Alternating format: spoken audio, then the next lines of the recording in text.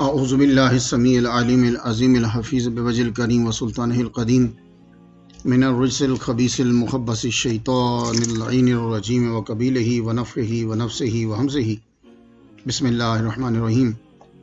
تمام نبیوں کے سردار حضرت محمد صلی اللہ علیہ وآلہ وسلم اور تمام مذاہب کے سردار دین اسلام کے پیروکاروں، السلام علیکم، طبتم، برکتیں اور رحمتیں آپ پر ہوں۔ آج کی جو ہماری گفتگو ہے، جو درس ہے، وہ سورۃ الفاتحہ پر ہے۔ یہ درس ہوتا ہے، یعنی آپس کی گفتگو ہوتی ہے۔ یہ کوئی بہت جلسہ نہیں ہوتا، یہ کوئی بڑی تحقیق نہیں ہوتی، بس یہ ہے کہ قرآن مجید کچھ تھوڑا سا سمجھ میں آ جائے۔ سورۃ الفاتحہ، اس کے 20 نام ہیں، 20 نام۔ فاتحہ اس کا نام ہے، اوپنر کو کہتے ہیں، جو چیز کھولتا ہے نا، تو اس کو فاتحۃ الکتاب بھی کہتے ہیں، کیونکہ یہ کتاب آگے پھر کھلتی ہے، آگے سلسلہ جو ہے وہ چلتا ہے قرآن مجید کا۔ اس کو سورۃ الشفا بھی کہتے ہیں۔ جتنے فوائد اتنے نام۔ یہ سورۃ الفاتحہ جو ہے، حضور صلی اللہ علیہ وآلہ وسلم فرماتے ہیں ہر بیماری کا علاج ہے اس کے اندر، سوائے موت کے، یعنی موت سے نہیں تم بچ سکتے، اس کے علاوہ یہ تمہیں ہر بیماری سے بچا سکتی ہے۔ وہ اثر تمہاری زبان کا ہوگا، جتنے تم نیک ہو۔ تو سورۃ الفاتحہ جو ہے، اسے صحابہ کرام، بخاری شریف میں اگر آپ پڑھیں گے نا، تو صحابہ کرام اس کو بطور دم، بطور رقیہ اسے استعمال کرتے تھے۔ اسکورپین ایک صاحب کو لڑ گیا، تو ایک صحابی نے سورۃ الفاتحہ پڑھ کر دم کیا، اس کا زہر اور درد ختم۔ سورۃ الفاتحہ جو ہے، اس کا نام 7 مثانی بھی ہے۔ 7 مینز 7، 5، 6، 7، مثانی ریپیٹڈ۔ یہ 7 آیات ہیں جو 2 بار نازل کی گئی۔ تو سورۃ الفاتحہ 2 بار اتری ہے۔ اس سے اس کی عظمت کا اندازہ لگائیے۔ ایک بار مکہ شریف میں جب سرکار تھے، اور دوسری بار جب آپ مدینہ شریف میں تھے۔ تو سورۃ الفاتحہ جو ہے، یہ 7واں حصہ ہے، یعنی یہ 7ویں حصے کے برابر ہے۔ تو اگر کوئی آدمی 7 بار سورۃ الفاتحہ پڑھتا ہے تو اس کو 1 قرآن مجید کا ثواب ہوگا۔ اور یہ سورۃ الفاتحہ میں جب آپ پڑھتے ہیں اور اس کو سرکار نے آپ کو دیا اور سرکار کو ملی، یہ بڑے فخر کی بات ہے۔ ویسے تو سارا قرآن ہی فخر ہے، لیکن سورۃ الفاتحہ جو ہے، یہ بڑا فخر ہے۔ وہ کیوں؟ پہلی بات تو یہ اور کسی کتاب میں نہیں ہے۔ جو آسمان سے جتنے صحیفے اترے یا کتابیں اتری، ان میں یہ نہیں ہے۔ تو آپ کو جو کتاب ملی اس کے اندر ہے، بڑا فخر ہے یہ۔ دوسری، حضور صلی اللہ علیہ وآلہ وسلم کو یہ کہا گیا، ایک فرشتہ آیا آپ کے پاس، یا رسول اللہ، آپ کو 2 نور ایسے ملے ہیں جو کسی اور نبی کو نہیں ملے۔ کون سے؟ ایک سورۃ الفاتحہ، اور دوسرا نور سورۃ البقرہ کی آخری آیت، وہ آمن رسول آپ پڑھتے ہیں نا، تو یہ نور ہے جو خاص طور پر حضور صلی اللہ علیہ وآلہ وسلم کو عطا کی، اور ان کے صدقے سے آپ کو مل گیا۔ تو اس لیے فخر کرنا چاہیے۔ اب کوئی آدمی ایسا مریض ہے، ڈاکٹر کہتے ہیں کہ ہمیں سمجھ نہیں آ رہا، اور اکثر ایسا ہوتا ہے۔ آپ لوگ کہتے ہیں نا کہ امریکہ کے ڈاکٹر بڑے ذہین ہیں، نہیں، وہ ایک بندے کو بندہ بھیج دیتے ہیں، اس سے یہ چیک کروا کے لاؤ، اس سے یہ چیک کروا کے لاؤ، اس سے یہ چیک کروا کے لاؤ۔ وہ آدمی پھرتا رہتا ہے، پھر آ کر وہ پڑھتا ہے، پھر آگے۔ اب اس کو آپ کچھ بھی کہہ لو، یہ کہہ لو کہ بڑی احتیاط ہے ان کی، یا کچھ بھی کہہ لو۔ ہمارے ہاں مریض گیا، ڈاکٹر حکیم صاحب نبض پہ ہاتھ رکھتے تھے، بتا دیتے تھے کیا۔ یہاں بھی ایسا ہے کہ ڈاکٹر کے پاس بچے کو بار بار لے کے جا رہے ہیں، ڈاکٹر سمجھ ہی نہیں پا رہا کہ بچہ کیوں رو رہا ہے۔ تو ایسے مرض، اور وہ مرض کے ڈاکٹر نے کہا کہ میں کر ہی نہیں سکتا، سمجھ تو گیا، کہتا میں کر ہی نہیں سکتا علاج، اب کیا کریں؟ تو سب لوگ سن لیجیے، یہ جو میں وظائف بتاتا ہوں نا، ماہ رمضان میں بڑے آسان ہیں۔ کل ہم ڈسکس کر رہے تھے، انشاءاللہ الرحمن کسی دن ٹائم ملتا ہے تو میں بھی بیٹھ کر وہ جو کل میں نے آپ کو بتایا نا 12,000 مرتبہ بسم اللہ، وہ انشاءاللہ میں بھی کسی دن بیٹھ کے کروں گا اسے، وہ بہت آسان ہے رمضان میں۔ اب یہ سن لیجئے سب لوگ، ڈاکٹر نے کہہ دیا کہ جناب مجھے سمجھ نہیں آ رہی، یا ڈاکٹر نے کہا کہ میں یہ علاج کر نہیں سکتا، اب آپ نے کیا کرنا ہے؟ زعفران، یہ تو آپ کو پتا ہوگا، زعفران اس لیے کہہ رہا ہوں، سب جانتے ہیں اسے۔ زعفران لیجئے، اس کے وہ چھوٹے چھوٹے ذرے لے لیجئے، کچھ تھوڑے سے چٹکی بھر لے لیجئے، اس کو آب زمزم میں ڈال دیجئے۔ وہ پانی ڈالتے ہی نا اس کا کلر آ جاتا ہے، تو ذرا زیادہ دیر وہ بھیگے رہیں گے تنکے تو زیادہ کلر آ جائے گا۔ آپ نے اب اس کے اندر کوئی ایسی چیز لے کے کہ جس سے لکھ سکیں، چینی کے برتن کے اوپر سورۃ الفاتحہ لکھ دینی ہے، تو چینی کے برتن پہ لکھ کر اس میں پانی ڈال کے وہ پانی 41 دن تک اس مریض کو پلاتے رہے۔ کوئی یاد رہے گا آپ کو؟ چینی کے برتن پہ زعفران اور زمزم کی روشنائی بنانی ہے آپ نے، تو وہ 41 روز تک وہ پانی پیتا رہے، اللہ تعالیٰ اس کو شفا عطا فرما دے۔ لیکن ہمارے یہاں اور میں بھی خود جو کرتا ہوں وظیفہ وہ یہ ہوتا ہے کہ ہم 41 بار جو ہے وہ روزانہ، ابھی یہ جو دن جا رہے ہیں اس میں میں روزانہ پڑھا، حضر رحمت میرا بھی 41 بار سنن پڑھ کے فجر کی، اس کے بعد آپ 41 بار سورۃ الفاتحہ پڑھیں، پانی پہ دم کر دیں، اس کے بعد فرض پڑھیں، وہ پانی جو ہے وہ آپ اپنے مریضوں کو پلاتے رہیں، اللہ تعالیٰ شفا عطا فرما دے۔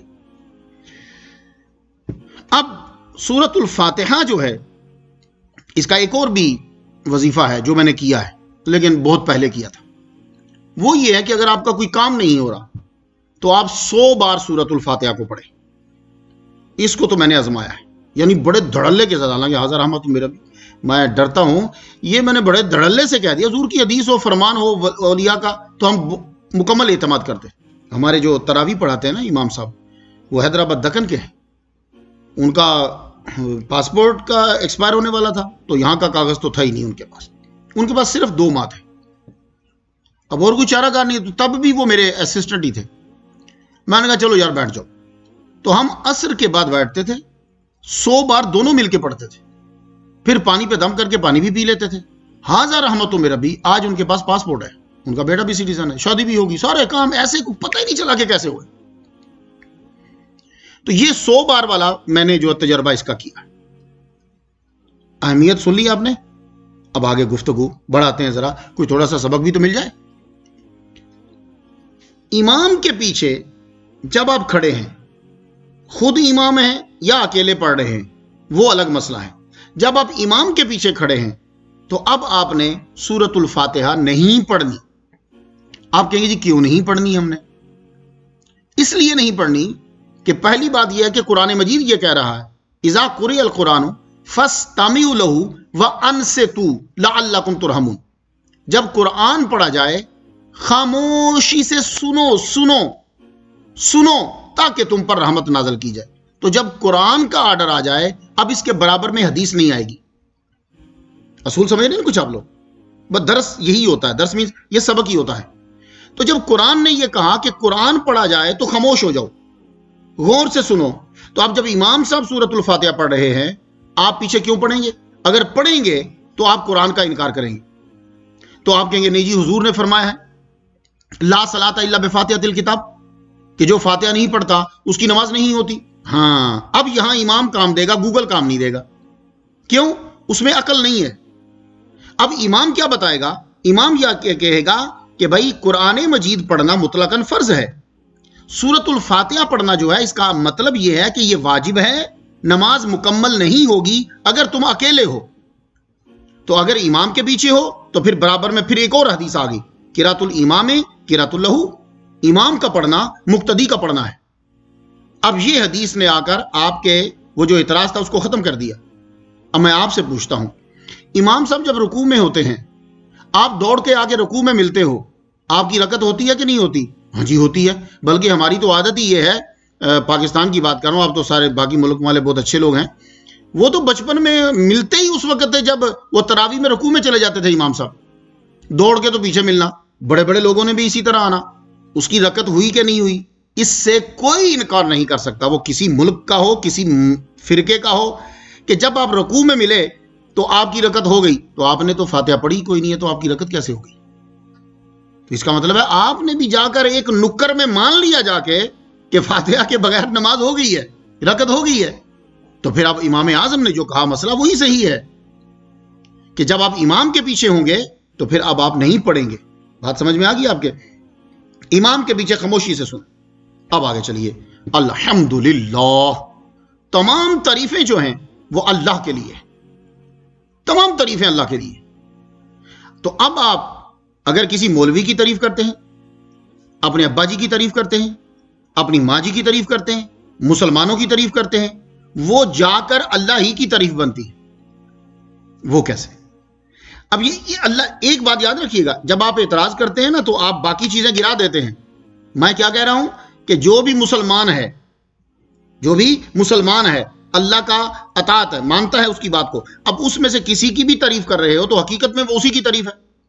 وہ کیسے؟ آپ نے پہلی دفعہ آپ کی بیٹی نے سالن بنایا یا روٹی بنائی، وہ بیچاری دیکھ رہی ہوتی ہے کہ اب میری تعریف ہوتی ہے کہ نہیں ہوتی. اور روزانہ کا یہ دستور ہے کہ بیوی جب آپ کی سالن پکائے یا روٹی پکائے تو اس کے کسی ذہن میں ہوتا ہے کہ خاوند میری تعریف کرے، اور آپ کی تعریف کر دینے سے اس بیچاری کے 4-5 گھنٹے جو کھانے پہ لگے تھے نا، بڑا بور ترین کام ہوتا ہے، یہ یاد رکھیے گا. اور پھر ایک ہی کام روز کرنا انتہائی بور ہو جاتا ہے.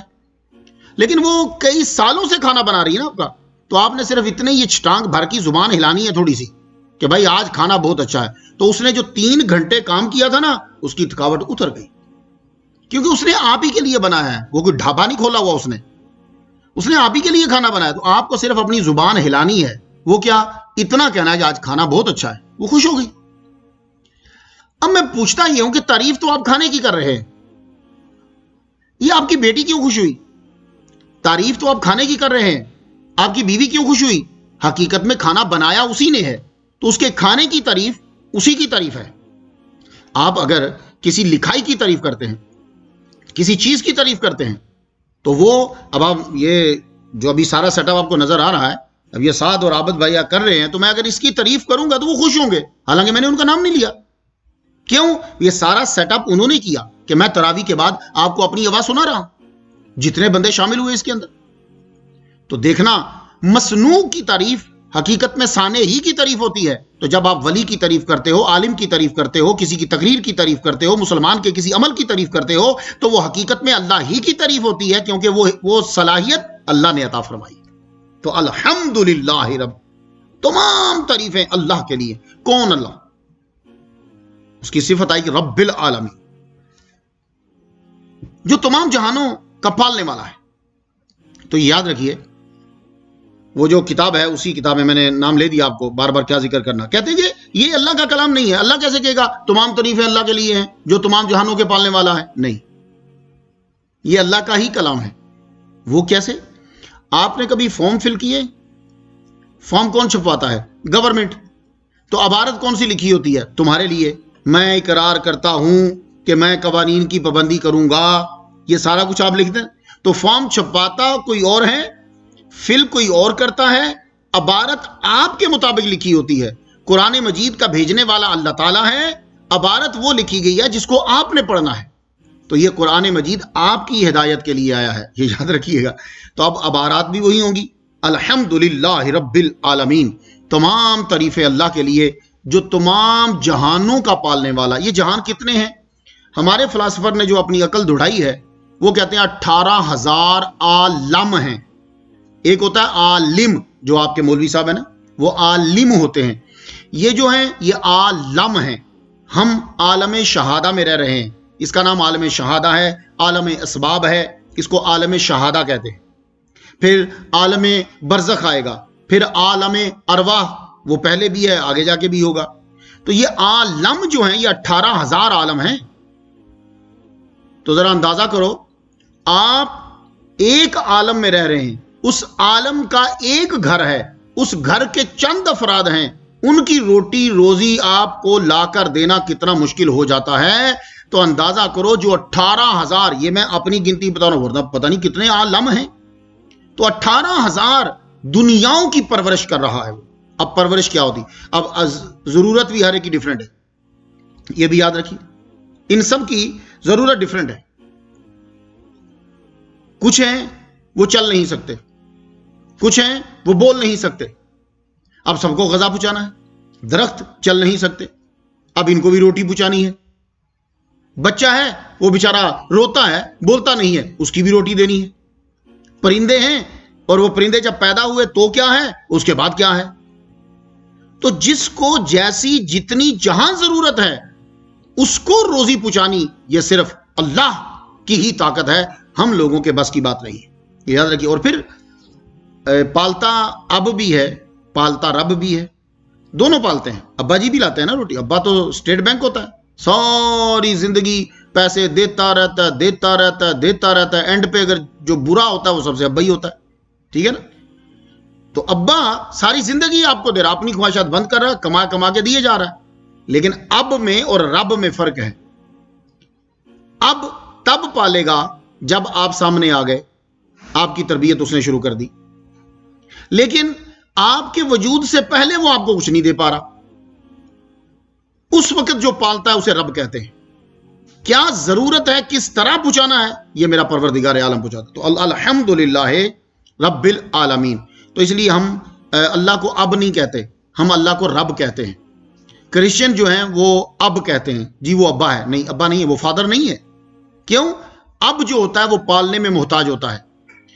کیلے ابے سے بیٹا پلتا نہیں ہے, اس کو اپنی بیوی کی ضرورت پڑے گی, وہ محتاج ہو گیا.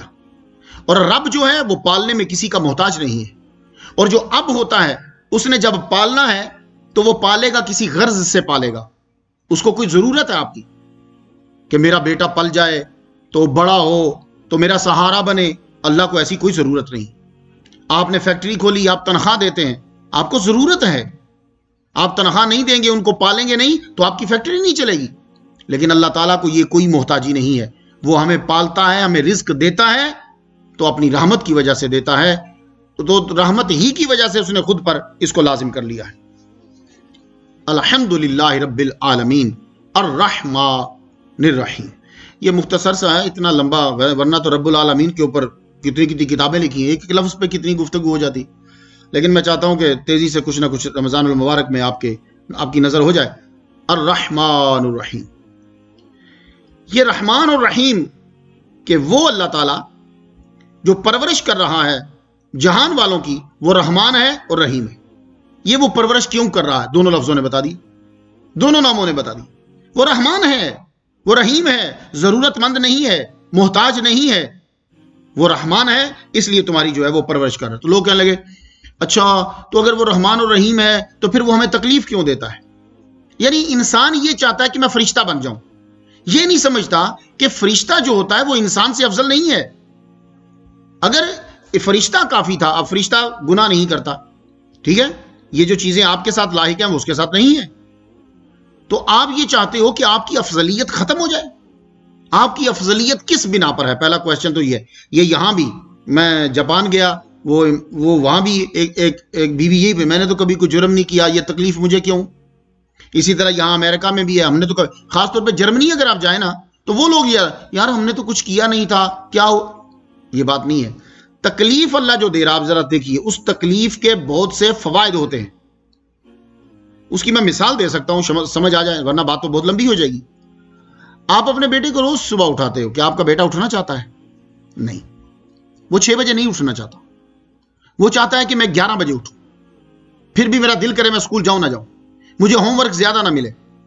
وہ کہتا ہے کہ ماسٹر مجھے نہ ڈانٹے. وہ چاہتا ہے کہ مجھے زبانی یاد نہ کرنا پڑے. کیا یہ سب باتیں اچھی ہیں؟ نہیں. تو پھر آپ کیا کرتے ہیں؟ آپ اس کو تکلیف دیتے ہیں, یعنی سختی کرتے ہیں. سختی کس لیے کرتے ہیں؟ تاکہ یہ سختی کو برداشت کرے گا تو ایک اعلیٰ مقام کے اوپر پہنچے گا.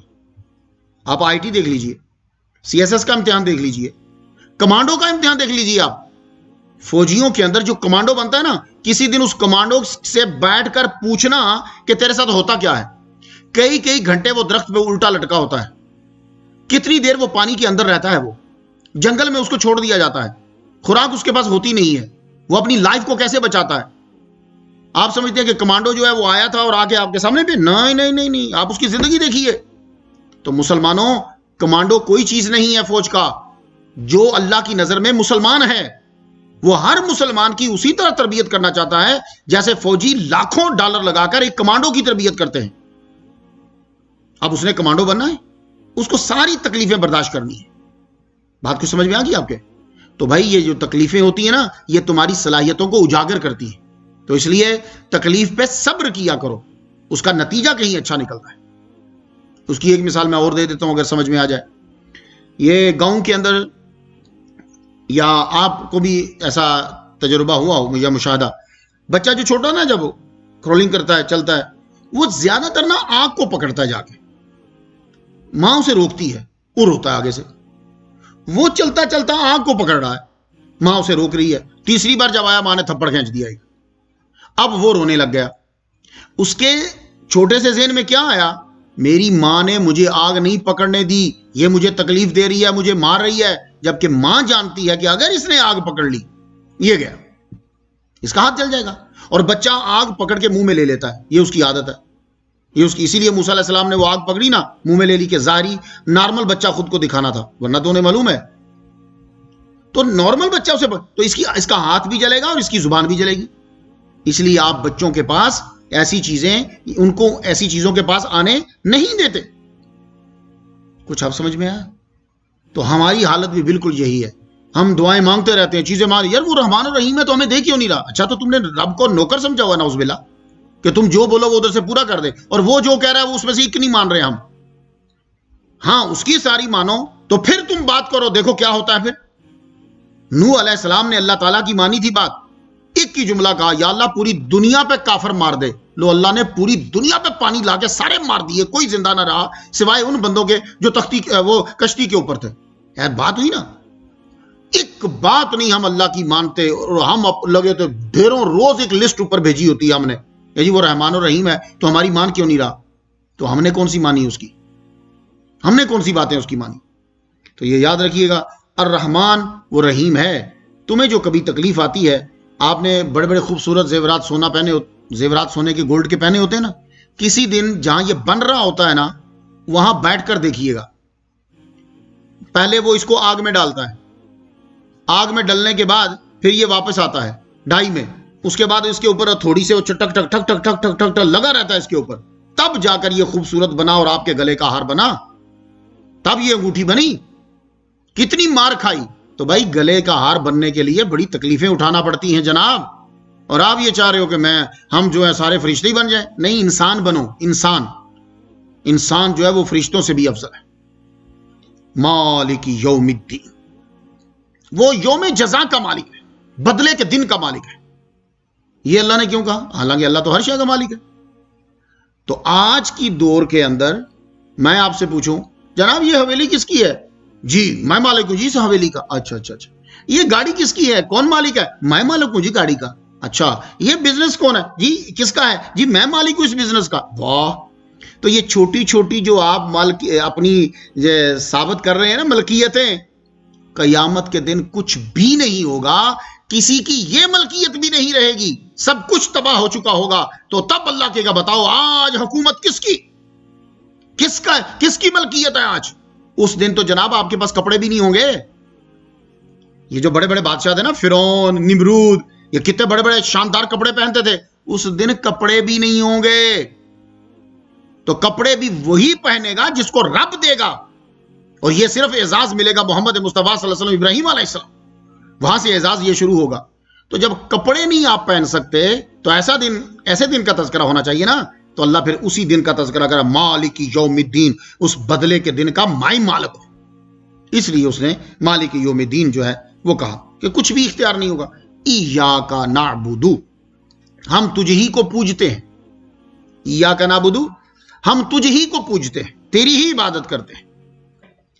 تو نماز کے اندر ہم کسی کو یوں کہہ کے نہیں کہہ سکتے, خطاب نہیں کر سکتے سوائے دو کے, ایک اللہ ہے اور ایک محمد مصطفیٰ ہے. دیکھا نبی کا مقام. ایاکا, یہ کا کما کم, کے کما کننا, یہ جو انگلش میں یو کہتے ہیں نا آپ, تو عربی میں یو کے لیے بہت سارے آتے ہیں. ایک یو کے لیے کا, دو یو کے لیے کمات, مور دین 3 کے لیے کم. تو کا کما کم, کے کما کننا, پھر عورت کے لیے کے, ٹھیک ہے نا, کما, بہت ساری عورتوں کے لیے کننا. تو یہ جو عربی ہے اس کے اندر یو ڈیفرنٹ ہے. لیکن نماز کے اندر آپ جب اپنے کا کہنا ہے تو کا اللہ کے لیے ہے، یا سلام علیکا محمد مصطفیٰ صلی اللہ علیہ وسلم لکھا ایھا النبی، یہ ہے ہمارے نبی کا مرتبہ. تو ہم تیری ہی عبادت کرتے ہیں. تو کسی نے اعتراض کیا، زیادہ تر ہندوؤں نے کیا، کہنے لگے تو آپ اللہ ہی کی عبادت کرتے ہو تو ادھر خانہ کعبہ کو سجدہ کر رہے ہوتے ہو، ہم پہ اعتراض کرتے ہو کہ ہم ایک کالے بھولا ناتھ کو سجدہ کرتے ہیں، تم پوری کالے پتھروں کی عمارت بنا کر پوج رہے ہوتے ہو. تو سب لوگ غور سے سن لیں، وہ جو بھولا ناتھ ہے نا، وہ جو جس کی وہ پوجا کرتے ہیں، اس کے اوپر دودھ بھی ڈالتے ہیں اور یوں لائنیں بھی بنی ہوتی، وہ پتھر اگر اٹھا کر بھگت جی حیدرآباد لے جائیں تو وہ بھگت جی حیدرآباد ہی جا کے سجدہ کریں گے. اب اسی کو اٹھا کر دلی لے جائیں تو یہ دلی جا کے سجدہ کریں گے. لیکن اگر کوئی آدمی پورا خانہ کعبہ اٹھا کے بنگلہ دیش لے جائے، ہمارے وہاں دوست ہیں حسین بھائی، وہ لسنر ہمارے سنتے، یہاں بھی ہماری اکثریت مسجد کی بنگلہ دیشی جو ہیں وہ لوگ ہیں ماشاءاللہ. بھائی بنگلہ دیشی جو ہے نا ولیوں کو ماننے والے پکے سنی. اب کوئی آدمی پورا خانہ کعبہ اٹھا کے بنگلہ دیش لے جائے تو کیا وہ ولیوں کو ماننے والے اس کو سجدہ کریں گے بنگلہ دیش میں؟ نہیں، ایک بندہ نہیں کرے گا، کوئی سجدہ نہیں کرے گا. وہاں سے اٹھا کے انڈیا لے جاؤ، جی خانہ کعبہ آ گیا، کوئی اس کو سجدہ نہیں کرے گا. وہاں سے اٹھا کے پاکستان لے جاؤ، او جی خانہ کعبہ آ گیا، آج کوئی سجدہ نہیں کرے گا. خانہ کعبہ کے خلاف کو کوئی سجدہ نہیں کرے گا، حجر اسود کو کوئی سجدہ نہیں کرے گا. لیکن وہ جو بت ہیں ان کا ایک الگ سسٹم، وہ جہاں جائے گا وہاں سجدہ ہوگا. یہ فرق ہے. اسی لیے ہمارے گاؤں کے لوگ کہتے ہیں نا یہ ولیجر جاہل ہوتے ہیں. جاہل نہیں ہوتے. گاؤں کے لوگ جب نماز پڑھ رہے ہوں تو ہم لوگ جاہل ہیں، جو بڑے شہری بن گئے ہیں وہ تو اونچی آواز سے کہتا ہے 2 رکعت نماز یا 4 رکعت نماز فرض اللہ تعالیٰ کے منہ طرف خانہ کعبہ شریف کے واسطے اللہ کے. گاؤں کے بندے جو تھے نا، ان کے پاس چیزیں بڑی سالڈ ہوتی تھیں. وہ پھر ہم نے ضد میں آ کر کیونکہ ہمارے مخالف ہوتی تھی، ہم ضد میں آ کر انہی چیزوں کو غلط قرار دیتے گئے. ضروری نہیں ہے لیکن اس سے فائدہ ہوتا تھا کہ بھائی خانہ کعبہ کی طرف منہ ہے. اب ایک اور بات بتاؤں، ماشاءاللہ کافی ملکوں کے لوگ ہیں سعودی عرب میں. آپ وہ جو سعودی عرب میں انہوں نے اب بنائے ہیں 5 اسٹار ہوٹلز، وہ کتنے اونچے خانہ کعبہ سے، اس کی اوپر کی جتنے بھی ہیں وہ اوپر جو نماز پڑھ رہے ہوتے، کیا ان کے سامنے خانہ کعبہ ہوتا؟ نہیں، ان کے سامنے خانہ کعبہ نہیں ہوتا. خانہ کعبہ بالکل نیچے، اب تو اور نیچے کر دیا اس کو. تو خانہ کعبہ کی پوجا کوئی نہیں کرتا. اصل میں اس کی طرف توجہ کرنا ہوتی ہے، آپ کی توجہ. ورنہ میں آپ کو مسئلہ بتا دوں، جب آپ جنگل میں جا رہے ہیں یا کسی جگہ چلے گئے، آپ کے پاس معلوم کرنے کے لیے کچھ نہیں ہے، تو آپ اپنے ذہن سے سوچ لو گے شاید کعبہ ادھر ہوگا. تو جب آپ نے سوچ لیا، آپ نے نماز شروع کر دی، آپ کی نماز ہوگی، کیونکہ آپ نے سوچ کر نماز پڑھی ہے. فَأَيْنَمَا تُوَلُّوا فَثَمَّ وَجْهُ اللَّهِ، أَيْنَمَا تُوَلُّوا، جدھر نظر کرو رب تعالیٰ ادھر ہی، اس کی ذات ادھر ہی ہے. تو بات ہم میں اور ان میں بڑا فرق ہے. اور پھر دوسری بات ہے کہ جب بھی کبھی کوئی پتھر کا پجاری پتھر کو پوجتا ہے نا، تو وہ کسی کے نام پہ گھڑتا ہے اس کو. یہ گنیش جی ہیں، یہ رام جی ہیں، یہ سیتا جی ہیں، تو وہ اس کے نام پہ اسے گھڑتا ہے. خانہ کعبہ کسی کے نام پہ دیوار نہیں بنی ہوئی، وہ تو اللہ کا گھر ہے، تو توجہ کے لیے اسے جو ہے وہ بنایا جاتا ہے. ایاک نستعین، ہم تجھ ہی سے خدا سمجھ کر تجھ ہی سے ہم مدد طلب کرتے ہیں. یہاں ایک فلسفہ سمجھ لیجئے. کچھ لوگوں نے اپنی مرضی کے مطابق اس کا مفہوم کیا. ان کا منشا یہ تھا کہ ان دونوں دوسروں کو ڈیگریڈ کرو، تو وہ پھر اپنی مرضی سے تشریح ہوتی ہے. حالانکہ عمل وہ بھی اب اسی پہ ہی کر رہے ہیں، لائف میں اسی پہ ہی عمل ہوتا ہے. میں آپ کو بتاؤں، اللہ حاکم، نبی اس کا نائب، آگے صحابہ، پھر آگے اس کو ماننے والے جتنے ہیں، ٹھیک ہے. تو ایک جو گورنمنٹ ہوتی ہے نا، اس گورنمنٹ کے کسی بھی رکن سے تم مدد لو نا، تو وہ حقیقت میں مدد اسی سے ہی مانگی جاتی ہے، اسی سے ہی مدد لی جاتی. اب میں اس وقت آپ کو امریکہ سے خطاب کر رہا ہوں. یہاں کیا ہوتا ہے، یہاں جب کبھی مسئلہ پیدا ہوتا ہے تو 9/11 کو کال کرتے ہیں. اب آپ مجھے بتائیے کہ 9/11 جب ہم نے کال کی تو پولیس والا آ گیا، تو اب ہم کیا کریں؟ اس کو کہیں چل چلا جا، تجھ سے مدد نہیں لینی، مجھے اللہ سے مدد لینی ہے، یا ٹرمپ صاحب خود آ کر میری ہیلپ کریں؟ فضول بیوقوف ہوگا بندہ، اسٹوپڈ ہوگا. او بھائی وہ 9/11 والا بھی اسی کا ہی ہے. تو یہ غیر کی مدد کب ہوتی ہے؟ آپ غور سے سن لیجئے، غیر کی مدد کب ہوتی ہے؟ ایک گورنمنٹ کی پولیس، اسی گورنمنٹ کی فوج، جب آپ اس سے مدد مانگ رہے ہوں تو وہ اسی سے مدد لینا ہوتا ہے. لیکن جب آپ کسی اور فوج سے مدد لیں گے تو وہ مدد اس سے مدد نہیں ہوگی. اب میں آپ کو مثال دوں، ساؤتھ کوریا اور نارتھ کوریا، ٹھیک ہے، اس طرح دونوں کھڑے ہوتے ہیں فوجی ان کے بارڈر کے اوپر. اب اگر ساؤتھ کوریا کے بندے نے نارتھ کوریا کی فوجی سے مدد لے لی تو اس پہ بغاوت کا کیس چلے گا اور یہ اندر ہو جائے گا. لیکن ساؤتھ کوریا کے بندے نے ساؤتھ کوریا کے ہی فوجی سے مدد لے لی تو اس کو کہا جائے گا یہ اچھا بندہ ہے. کچھ بات سمجھ میں آئی ہے بھائی؟ غیر کے فوجی سے ہیلپ لینا یہ بغاوت ہے، یہ ملک سے دشمنی ہے. اپنے فوجی سے جب مدد لے رہے ہو تو یہ بغاوت نہیں ہوتی. اللہ کے بندو خود ساری چیزیں الٹ کرتے ہو، صرف ایک چیز کو لے کے ٹارگٹ بنا لیتے ہیں کہ اس نے یہ کیوں کہا یا رسول اللہ ہماری ہیلپ کیجئے. تو یا رسول اللہ اولیاء کرام یہ اسی کے ہیں، یہ یاد رکھیے گا. جب آپ غیر سے ہیلپ لیں گے تو تب ہوگا. تو قرآن مجید جب آپ پڑھتے ہیں آپ کو حضرت ذوالقرنین کے بارے میں، ذوالقرنین جب گئے دیوار بنانے لگے تو آپ نے انہیں کہا فَعِینُونِی بِقُوَّةٍ، میری مدد کرو. اب ذوالقرنین کافر تھے، کیا کہو گے کہ کوئی خدا کا خوف کیا کرو، پورا قرآن پڑھ کے کچھ ترجمہ کیا کرو. اب وہ ذوالقرنین کو کافر بولو گے؟ انہوں نے ہیلپ مانگی. اچھا اللہ قرآن مجید میں کیا کہہ رہا ہے؟ سورہ محمد میں ہے ان تنصروا اللہ ینصرکم، اگر تم اللہ کی مدد کرو گے تو اللہ تمہاری مدد کرے گا. اب بتاؤ، لو اب تم اللہ مانگ رہے ہیں تم سے مدد. تو ایسا مفہوم بیان کرتے ہیں کہ جو چندہ بند ہونے کے بعد بھی قابل قبول ہو. ایسا نہ ہو کہ چندہ بند ہو جائے اور وہ مفہوم قابل قبول نہ ہو، پھر وہی کرنا پڑے اپنے آپ کو بھی. اہدنا الصراط المستقیم، اے اللہ ہمیں سیدھا راستہ دکھا. بات مکمل ہونے لگی، میں کچھ تھوڑا سا ٹائم زیادہ لے گیا. اللہ سیدھا راستہ ہمیں دکھا. لیکن یہاں ترجمہ جو بنتا ہے وہ یہ ہے کہ اس سیدھے راستے پر ہمیں استقامت عطا فرما. جب آپ نماز، آپ کو ایمان مل گیا، حضور کے آپ امتی بن گئے، نماز آپ پڑھنے لگ گئے، اب کیوں کہہ رہے ہو کہ مجھے سیدھا راستہ دکھا؟ اس سے سیدھا راستہ اور کیا ہوگا؟ وہ تو تب ہے کہ جب آپ سینما میں ہو، فلم دیکھ رہے ہو تو بولو یا اللہ مجھے سیدھا راستہ دکھا، بات سمجھ میں آتی. آپ کلب میں گئے ہیں تو کلب میں کھڑے ہو کے بولو یا اللہ سیدھا راستہ دکھا. بات مسجد میں کھڑے وضو کیا ہوا مصلی پہ ہو، اللہ کو سجدہ کر رہے ہو، پھر بول رہے ہو مجھے سیدھا راستہ دکھا. یہ تو ایسے ہی ہے کہ میں پانی آلریڈی میرے پاس ہے، میں پھر بولوں شکیل بھائی ذرا پانی دینا ہوگا، یہ نیمی صاحب سامنے پڑا ہوا ہے. تو چیز موجود ہو تو پھر طلب کرنا عجیب سی بات ہے. آپ لوگ نماز پڑھ رہے ہو پھر بول رہے ہو یا اللہ سیدھا راستہ دکھا. تو بھائی سنو، یہ سیدھا راستہ جو ہوتا ہے نا، اہدنا مجھے ہدایت دے، کئی طرح کی ہوتی ہے. کافروں کے لیے ہے اللہ ایمان دے دے، مومنوں کے لیے ہے اللہ تقوی دے دے، اور جو متقی ہیں ان کے لیے ہے کہ یا اللہ پاک ہمیں اپنا اور قرب عطا فرما. ہر ایک کے لیے اہدنا ڈیفرنٹ ہے، اور نارملی اس کا ترجمہ یہ ہے کہ اللہ پاک اب جو تو نے راستہ دے دیا اس پہ ہمیں استقامت عطا فرما.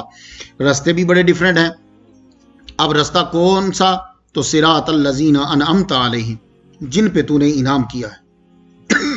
تو خواتین و حضرات، آپ کو جب ڈھونڈنا ہو کہ سیدھا راستہ کون سا ہے تو آپ کے پاس اللہ تعالیٰ نے آپ کو بندے بتا دیے جن پر انعام کیا ہے. انعم اللہ علیہم من النبیین والصدیقین والشہداء والصالحین، یہ ہیں، یہ چار آپ کو بتا دی. صالح اولیاء کرام، نبیین صدیقین صحابہ کرام ان کے ساتھی، شہداء جنہوں نے ان پر جان قربان کر دی ہے.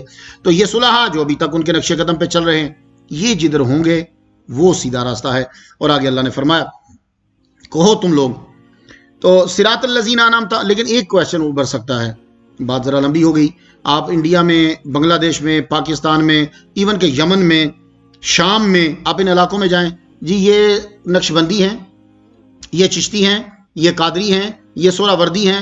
تو کہتے ہیں جی اگر سیدھا راستہ تو ایک ہوتا ہے، کوئی نقش بندی ہے، کوئی سورہ وردی ہے، کوئی چشتی ہے، کوئی قادری ہے، تو یہ کیا ہوا؟ یہ تو ہم کس کے پیچھے چلیں؟ یہ وہ لوگ ہوتے ہیں جو سب پہ اعتراض کرتے ہیں، غور نہیں کرتے کہ ہم کیا بات کر رہے ہیں. اسی طرح جی یہ مالکی ہے، یہ حنفی ہے، یہ شافعی ہے، یہ حنبلی ہے، ہم کس کے پیچھے چلیں؟ اچھا بڑی بات، اب بڑی ذہانت کا ثبوت دیا آپ لوگوں نے. میں آپ سے پوچھتا ہوں اس وقت دنیا میں علاج کے ذرائع کتنے ہیں؟ 3 مین ہیں، میجر. ایک وہ جو حکیم کرتا ہے علاج مجونے بنا کر، ٹھیک ہے، مربے بنا کر. ایک وہ یونانی علاج ہے، وہ میٹھی گولی قطرے ڈال کے. ایک یہ علاج ہے جو آپ کا بڑا مشہور ہو گیا ہے. تینوں علاج ہے نا. تو اب کیا بولو گے؟ علاج حرام قرار دو گے؟ ڈاکٹر 3 ہی ہیں، مقصد تینوں کا ایک ہے. وہ کیا؟ تمہیں شفا مل جائے. کوئی تمہیں مجونے کھلا کے شفا دے رہا ہے، کوئی تمہیں قطرے ڈال کے اوپر میٹھی دوائی کے وہ دے رہا ہے، شفا مل جائے تمہیں. اور کوئی تمہیں جو ہے وہ ایک دم سے ٹیکا لگا رہا ہے، چل بھائی ایک دم جاؤ گیا تو مقصد تو یہی ہے نا کہ تمہیں علاج. تو یہ حنبلی شافعی یہ جو ہے ان کے اختلافات کوئی بنیادی نہیں ہیں، یہ فروعی اختلافات ہیں. ہر ایک کے پاس جو ہے وہ ایک دلیل ہے. آپ کا دل چاہے تو اس پہ اعتراض نہیں ہو سکتا. ہم کس کے اوپر چلیں گے؟ یہ سارے ہی اہل سنت و جماعت ہیں. غیر المغضوب علیہم ولا الضالین، اے اللہ پاک ان کا راستہ نہ دکھانا جن پر تیرا غضب ہوا اور جو بہکے ہوئے ہیں. یہ آپ کو قرآن پڑھیں گے تو پتہ چلے گا کون لوگ ہیں. آخر میں آپ نے کہنا ہے آمین. یہ بس آخری بات ہو گئی. سب لوگ غور سے سن لو، جب آپ لوگوں نے سورۃ الفاتحہ پڑھنی ہے تو آمین کہنی ہے. یہ حضرت جبریل علیہ السلام فرماتے ہیں کہ یہ آمین سٹیپ ہے. تم نے فاتحہ پڑھ لی، اب آمین کہہ کے اوپر مہر لگا دو. تو یہ آمین جو ہے ہم نماز کے اندر اسے آستہ کہیں گے. پروردگار عالم سے دعا ہے کہ اللہ تعالیٰ یہ ہمارے وظیفے میں شامل فرما دے اور ہماری سورۃ الفاتحہ قبول کرے. آخر دعوانا الحمدللہ رب العالمین. اگر آپ کو ویڈیو پسند آئی ہو تو ہمارے YouTube چینل آمینہ کو شیئر اور سبسکرائب کرنا مت بھولیے گا.